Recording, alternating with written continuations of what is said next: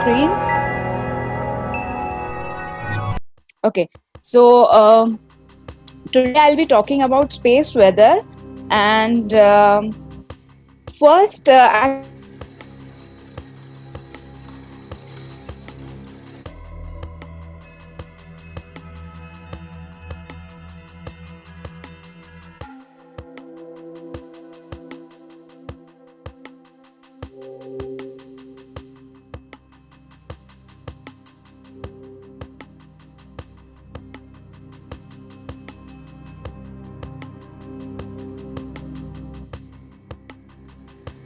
there is a branch, National Oceanic and Atmospheric Administration. The space weather describes the variations in the space environment between the sun and earth. In particular, space weather describes the phenomena that impact systems and technologies in orbit and on earth. Space weather can occur anywhere from the surface of the sun to the surface of the earth. This means that when we talk about space weather as a whole term, then space is restricted to sun earth system, and it is limited. So space weather deals with the sun, whatever is happening on sun, and how it is going to affect the earth.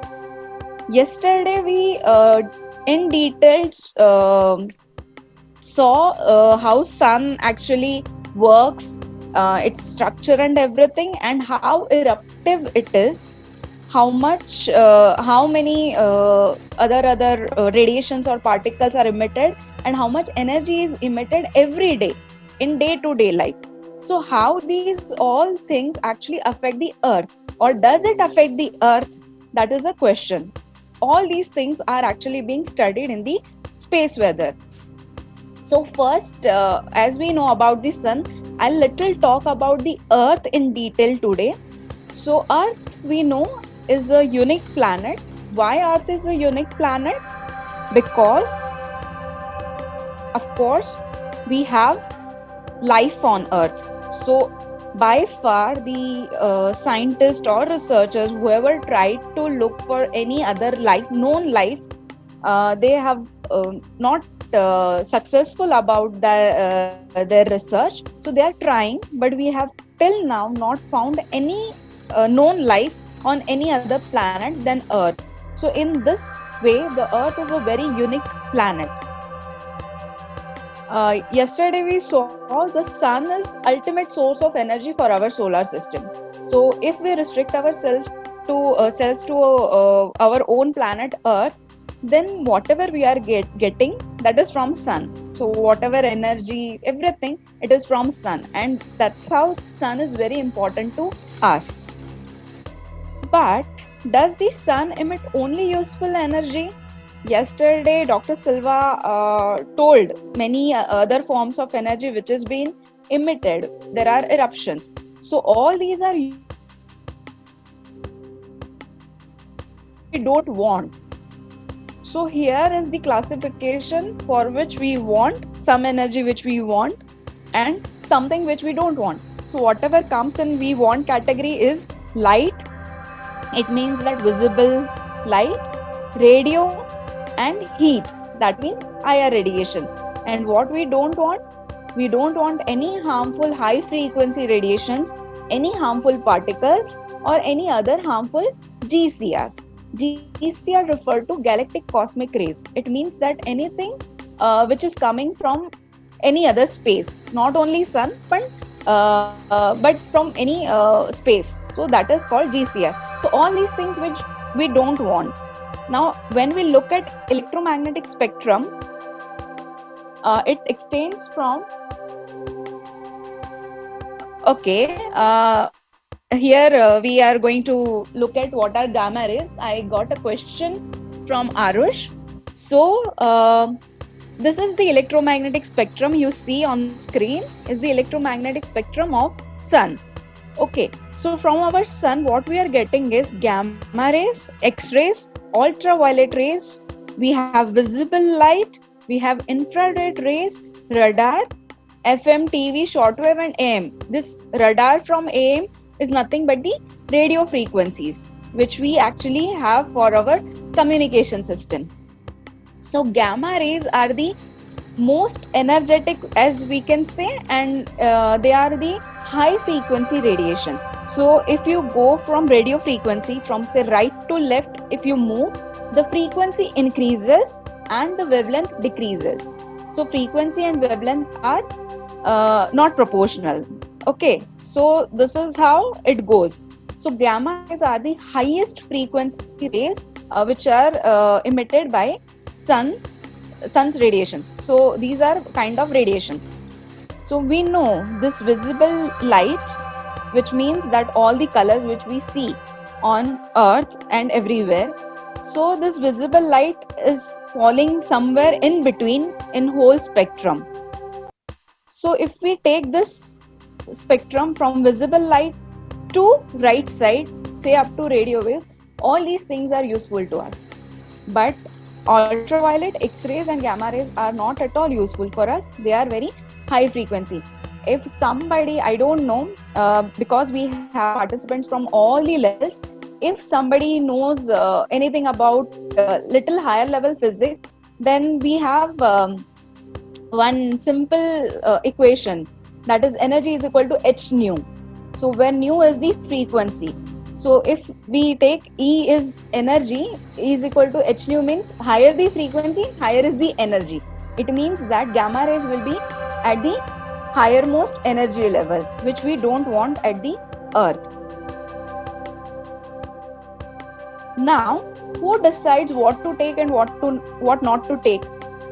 I mean, it is not us who actually tell that, okay, these are the things which we want. Okay, so sun, you don't send any harmful radiations to us or any other particles.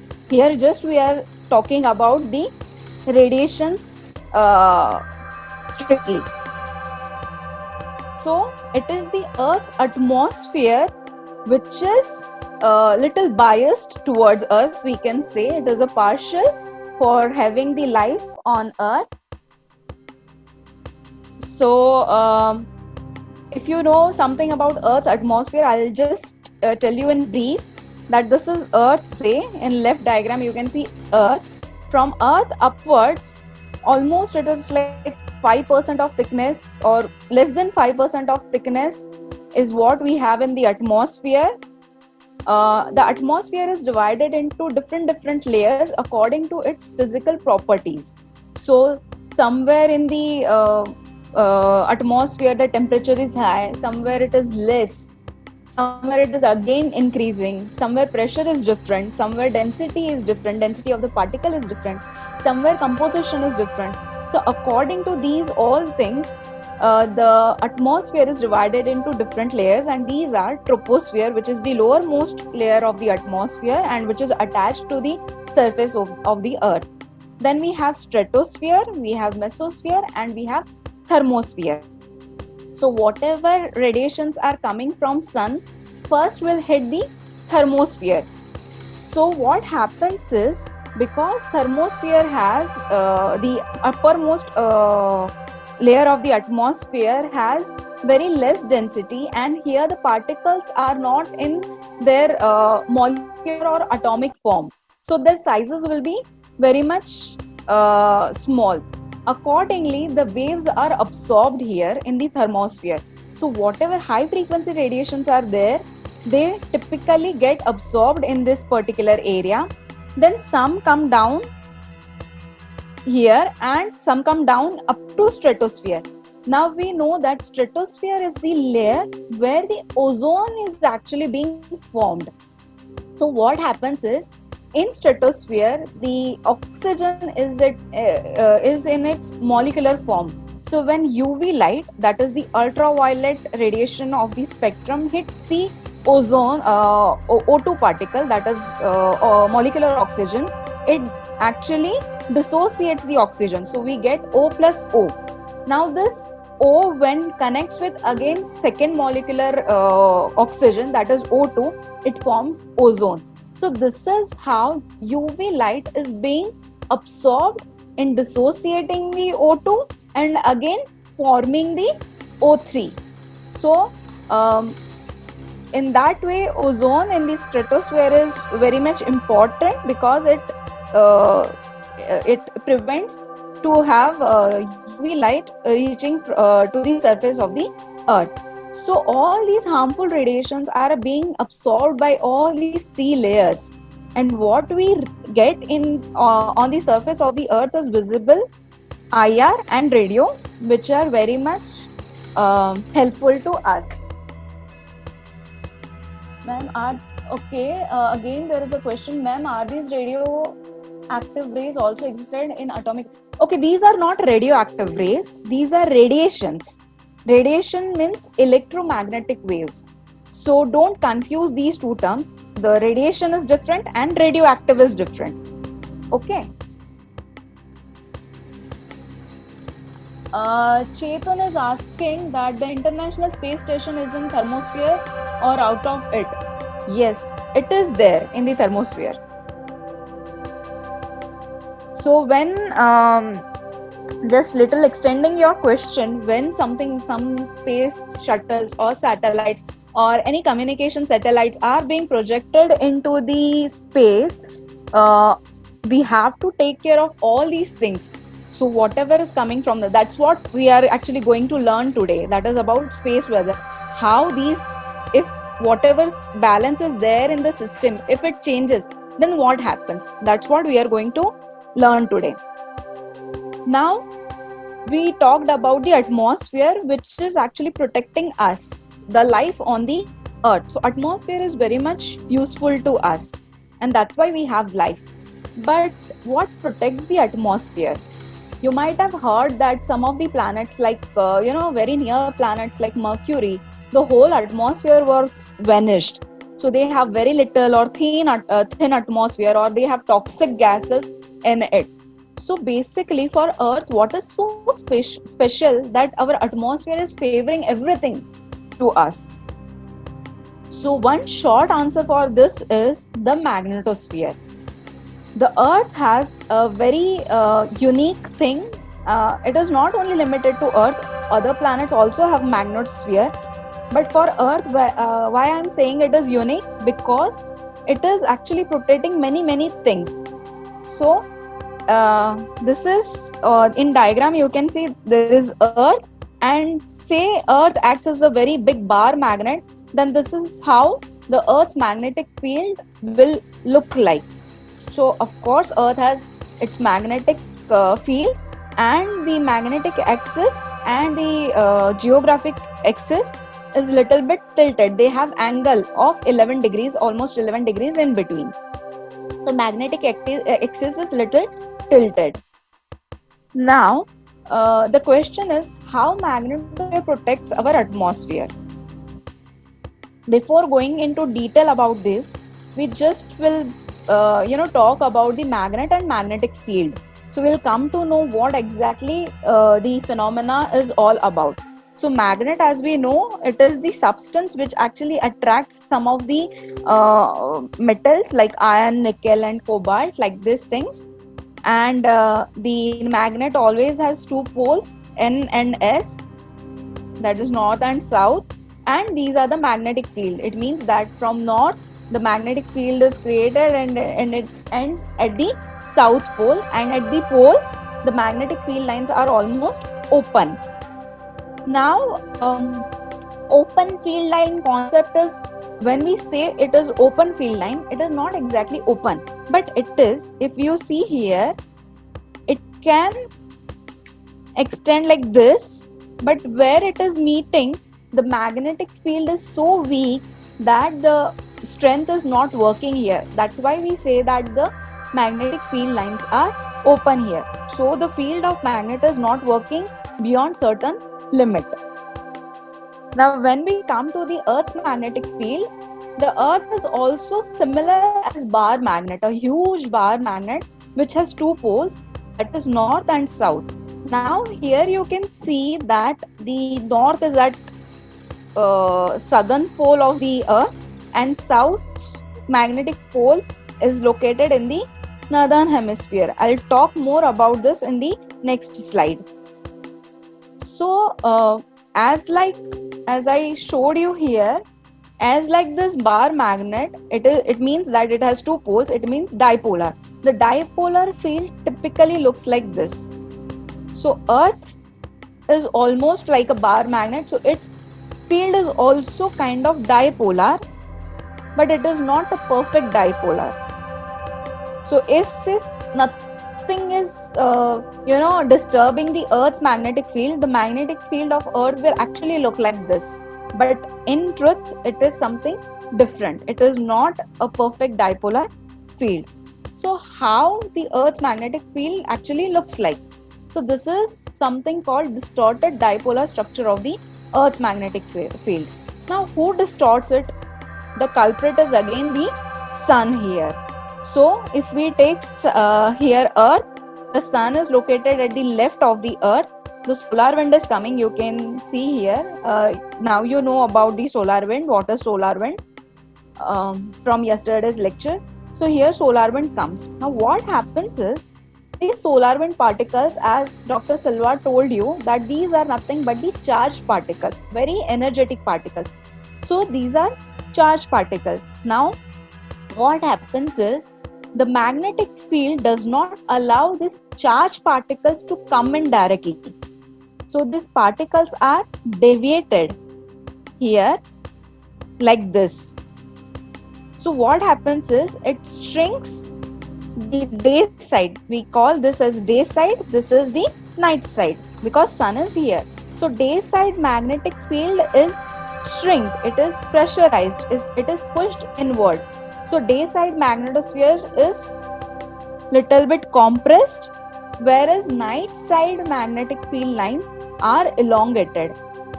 So if we talk in terms of distance, the day side magnetosphere ends somewhere around 10 to 11 RE. RE means Earth radii.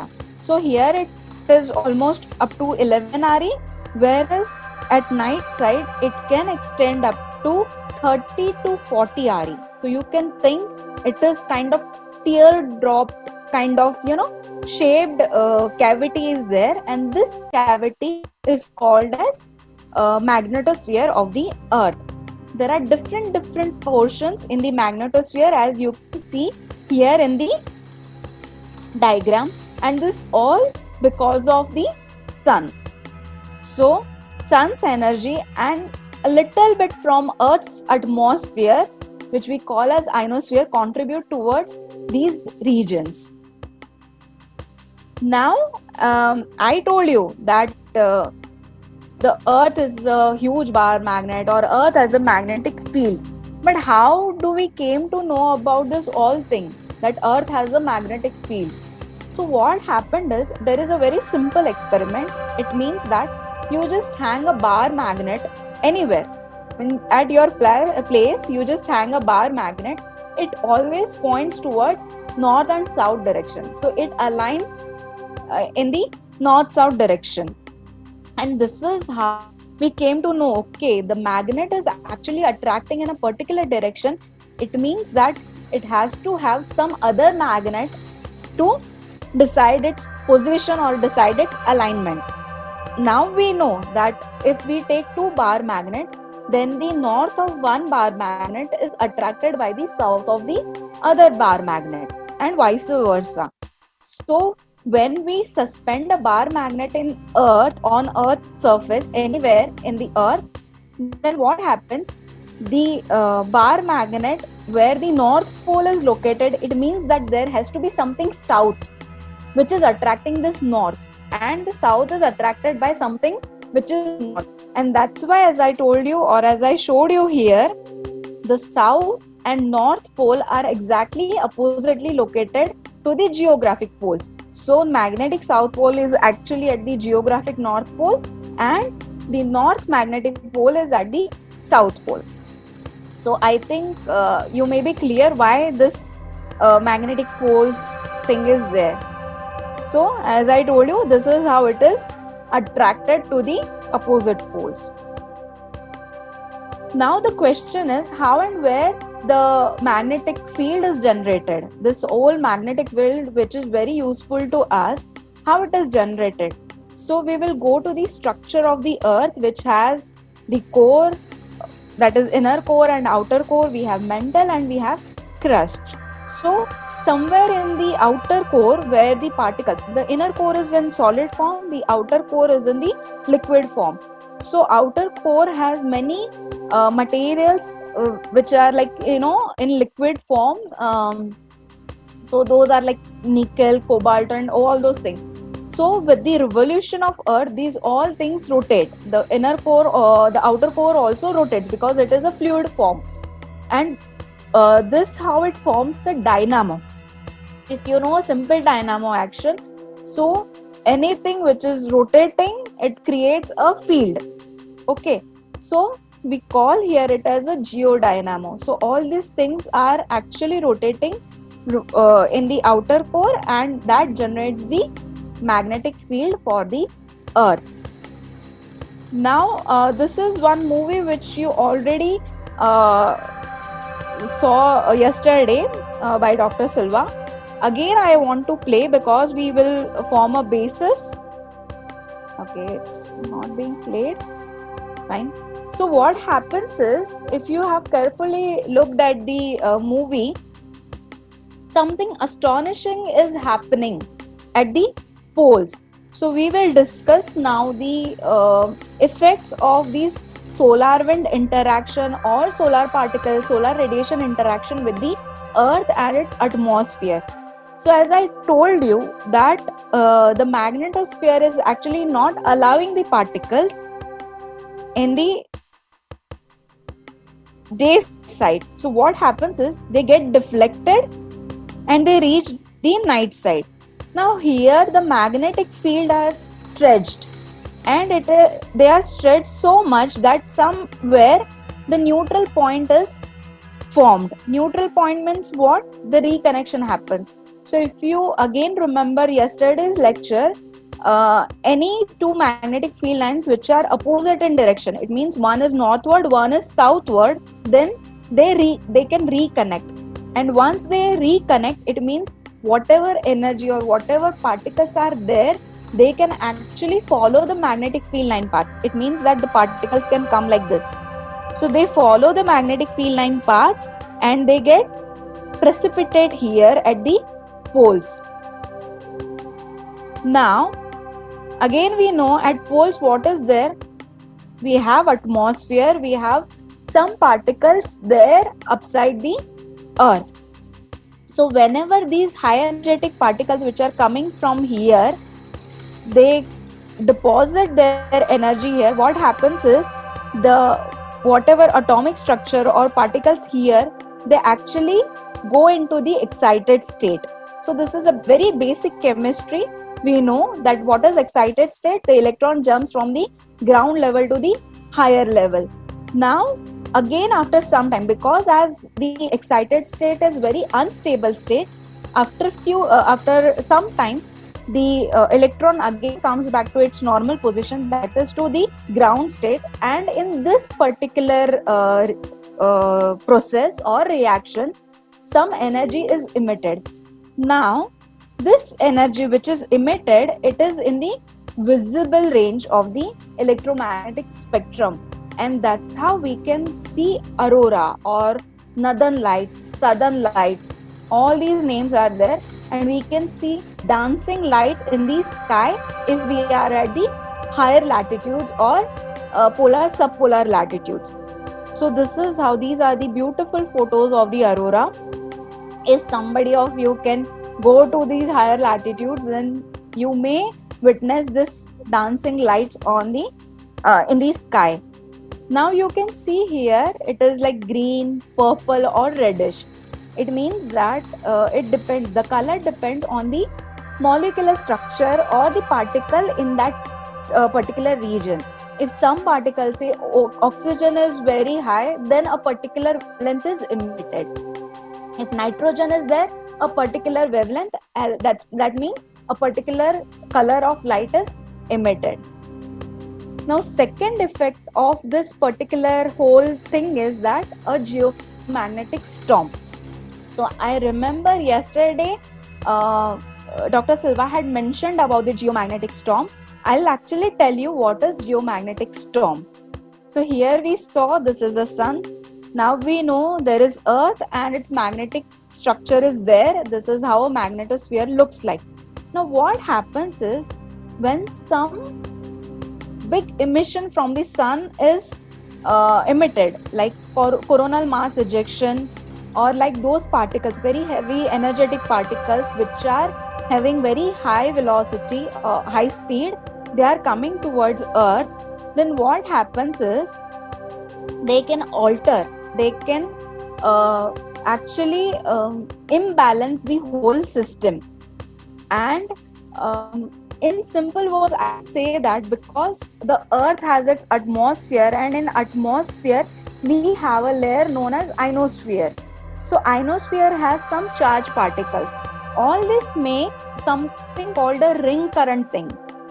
So I will not go in very much detail about the ring current, but you can say that the electrons in the atmosphere of Earth, in the space of the Earth, they actually drift towards east, and the protons, they drift towards the west.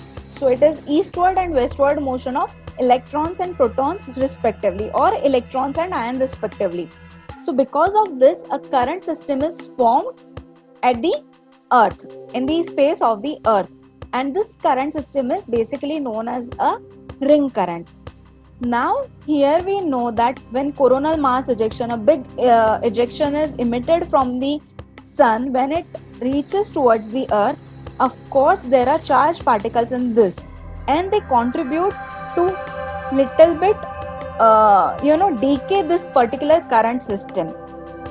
Now we know that current can be actually measured in terms of magnetic field. So here in lower panel you can see there is a graph, and this is H. H means the horizontal component of magnetic field. So you can now see here.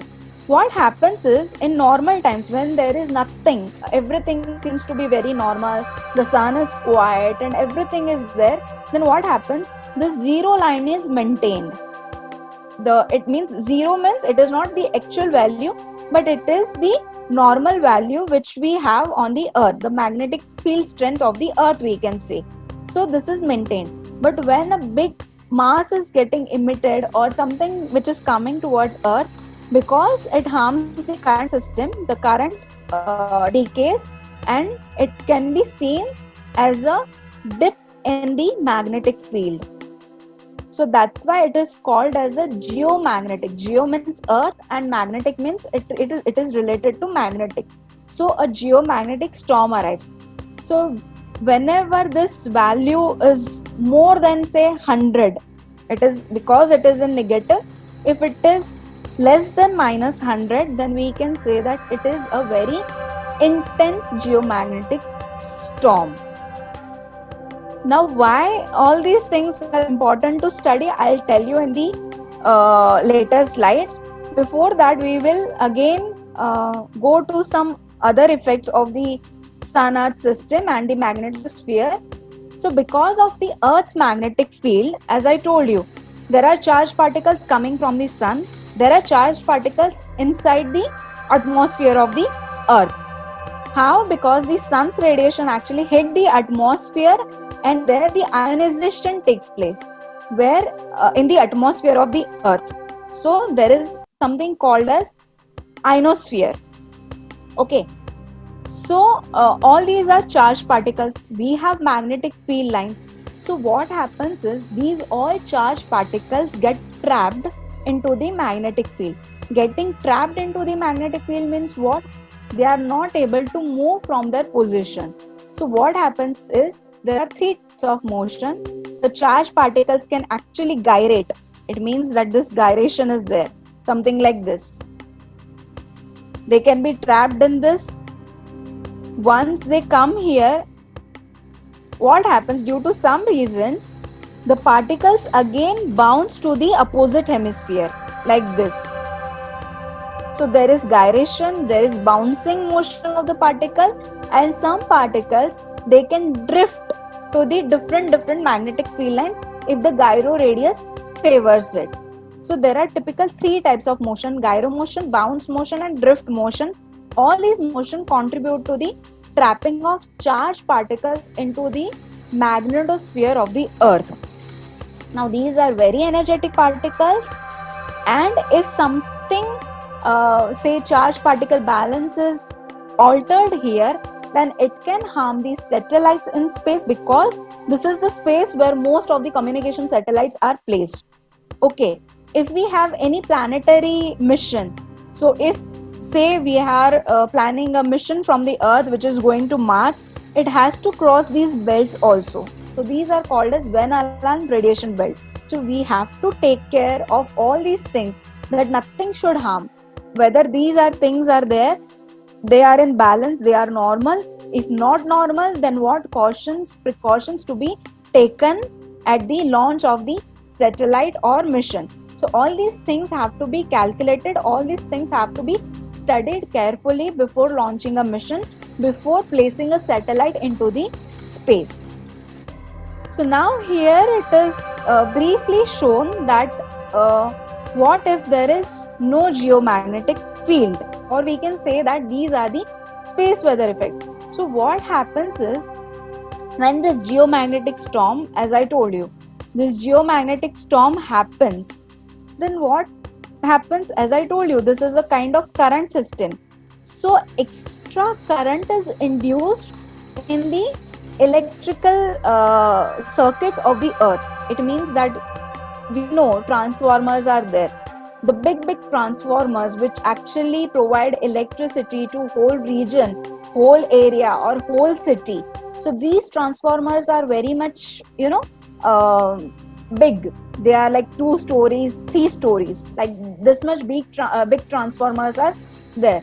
Now this particular geomagnetic storm, what it does is it induces the currents in that particular system. So extra currents, because of extra currents in the system, the whole transformer can burn out. If the transformer burns, then what happens?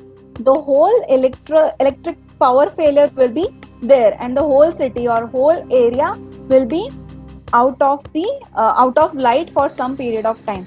And this has happened. It is not just theory, or it is not a phenomena. This all things have happened in the past, and that's how we actually are much more worried about this kind of storms. So every time we have to think of sun, what is sun doing, if it is normal or not, if it is eruptive or it is very active, then how it is going to harm our earth. If we can predict such thing is coming, then what we can do? We can just switch off our power, our satellite systems, electronic systems in this space. We can take precautionary actions. So that's why all these things have to be monitored very carefully. So this is one of the things which is like power outage can happen. If there is no magnetic field, or if the magnetic field of the earth is distorted, then of course it can be seen on the compass. Compass may behave very weirdly if something happens to the magnetic field. Again, because we know some animals and some birds sense the geomagnetic field, and they actually then decide if they want to migrate or not. So what happens, this geomagnetic field distortions can affect them also. So birds and animals migration can be affected. As I told you, these are very high energetic particles. These are charged particles, so they can harm our satellites, because satellites is nothing but we have electronic systems on our satellites. So whatever instruments are there, solar panels are there, those can be damaged because of these high energetic particles. So we have to take care of all these things. Now, if there is no geomagnetic field, not at all any